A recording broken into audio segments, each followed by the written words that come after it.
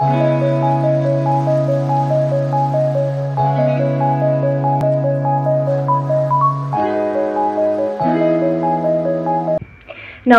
বন্ধুরা, welcome back to my channel.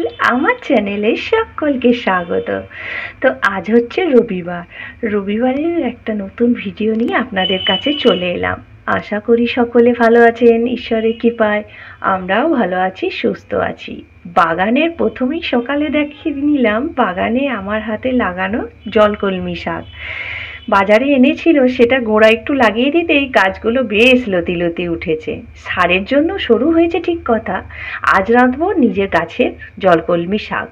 তারপরেই সকালে এসে টিফিন শুরু করে দিলাম। হলো কলাই সিদ্ধ মুড়ি, তিনজনারই টিফিন একবারে হয়ে গেল। নিয়ে ঝটপট করে মাছ টাছ বেছে ভাবলাম মাছগুলো আগে ভেজে নিই। এনেছে চিংড়ি মাছ আর রুই মাছ। চিংড়ি মাছটার অবস্থা খুব একটা ভালো নয়, ওই জন্য যথারীতি চিংড়ি মাছগুলো রেখে দেওয়া যাবে না। ভেবেছিলাম রেখে দেবো, তাই করে নিতে হবে। ওই দই টই দিয়ে একটু কারি মতো করব।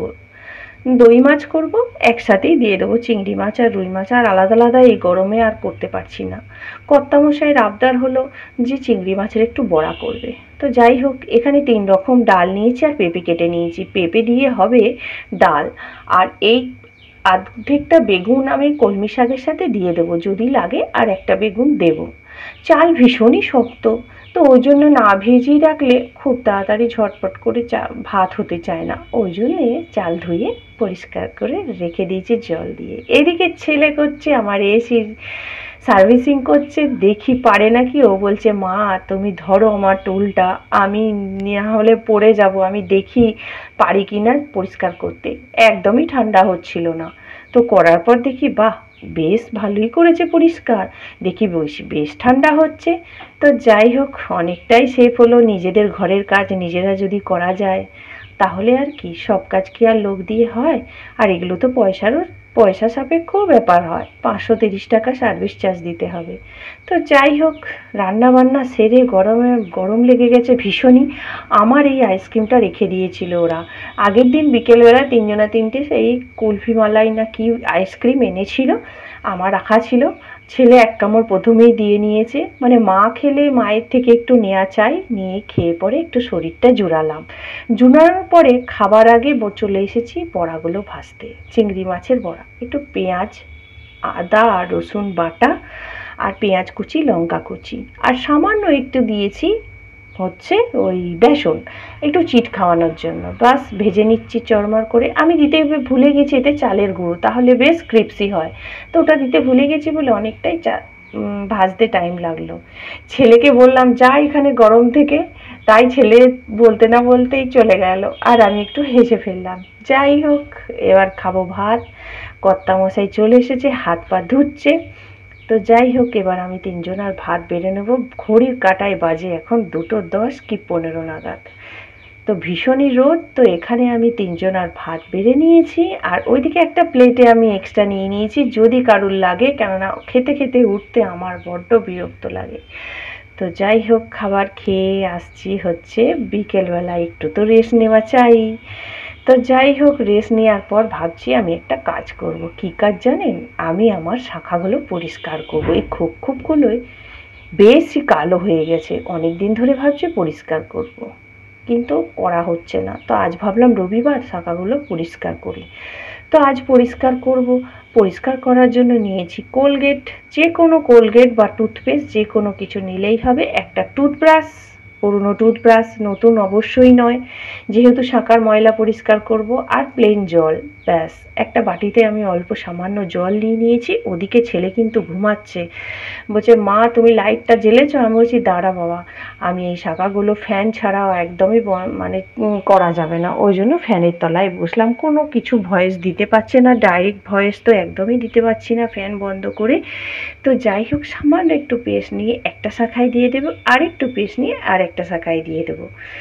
তো এটা করি। করতে করতে আরেকটু বকবক করি। আজ হচ্ছে দশহরা পুজো, মা মনসার পুজো। এটা নাকি বড়সড় বেশি পুজো। কিছু কিছু খাওয়া দাওয়ার বারণও ছিল, কারণ আজ মানে ভেন্ডি, লাল পেলে জিনিস, পুঁই শাক, বিড়ির ডাল, তারপরে হচ্ছে এই ডিম, এইগুলো খাওয়া যাবে না, তাই ভয়ে ভয়ে আছি। আমি তো আবার এই ল্যালপ্যালে জিনিসগুলোই খেতে বেশি ভালোবাসি, ভুল করে নেড়ে ফেলবো না তো।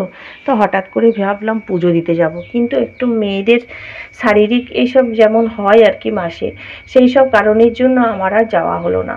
তো যাই হোক, ঠাকুরকে আমার মন থেকে অনেক প্রণাম জানাই, ভক্তি ভরে প্রণাম জানাই যে ঠাকুর তুমি যেখানেই থাকো তুমি সকলকে ভালো রেখো, মানুষের ক্ষতি করো না, আর মানুষও তোমার যাতে কোনো ক্ষতি না করে। তুমি থাকো তোমার জায়গায়, আমি থাকি আমার জায়গায়।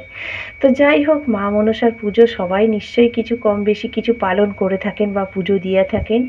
তো যাই হোক, আমার মা দেখতাম, মাটির বাড়ি ছিল তখন বাপের বাড়িতে, যখন মাটির বাড়ি ছিল তখন মা দেখতাম গোবর মেখে গোটা বাড়িটাকে গোবরের বেড়ি দিয়ে রাখতো বাইরের সাইডটায় সকালবেলা উঠে। তো জানি না এগুলো কোথায় কে করে থাকে, কিন্তু আমাদের এই বর্ধমান ডিস্ট্রিক্টে এগুলো সবাই করে থাকে, গোবর গুলে চারিদিকটা বর্ডার দিয়ে দেয়, তাতে কি হয় নাকি ঘরটাকে সেভ করা হয়। তো যাই হোক, এখানে আমি দেখাচ্ছি 10 মিনিট পর এই শাঁখাটাকে কোলগে পেস্টে ভিজিয়ে রেখে 5 মিনিট পর ফিরে আসছি। 5 মিনিট পর ফিরে এসে আবার আমি শাঁখাগুলোকে না ভালো করে একটু ঘষে নেব। ব্রাশে একটু ঘষে নিলেই ভিতরে সাইডগুলো, খাঁজগুলো, এগুলো একটু ভালো করে ঘষে নিলেই কিন্তু পরিষ্কার হয়ে যায়। খাঁজগুলো বেশি শাঁখায় না কাজ নিতে নেই, এবারে আমার শাঁখাগুলো না বেশি কাজ হয়ে গেছে। আর হতেই মানে মাসে একবার করে তো পরিষ্কার করতেই হয়, দুবারও হয়ে যায়। আবার অনেক সময় স্নান করতে করতে হাতে করে ব্রাশে একটু সাবান দিয়ে ধুয়ে নিই, এবারে একদমই আমার সময় হয়নি, তাই খুলে পরিষ্কার করতে হলো, অনেকটা ময়লা হয়ে গেছিলো। ফোনে আপনারা হয়তো কতটা কি বুঝতে পারছেন বা বোঝাও যাচ্ছে না মনে হয়, কিন্তু অনেকই নোংরা হয়েছিল। এর একটা প্রসেস আমি আলাদাভাবে করি, সেটা আমি পরে বলবো। আজকে এই প্রসেসটা দেখালাম, কেমন হয়েছে জানাবেন। তোমরাও কিন্তু ট্রাই করতে পারো, এইভাবে শাঁখা পরিষ্কার করতে পারো ঝটপট। তাই এই দেখো, ঝটপট হয়ে গেল কি সুন্দর শাঁখা পরিষ্কার, একদম নতুনের মতো ধবধবে পরিষ্কার।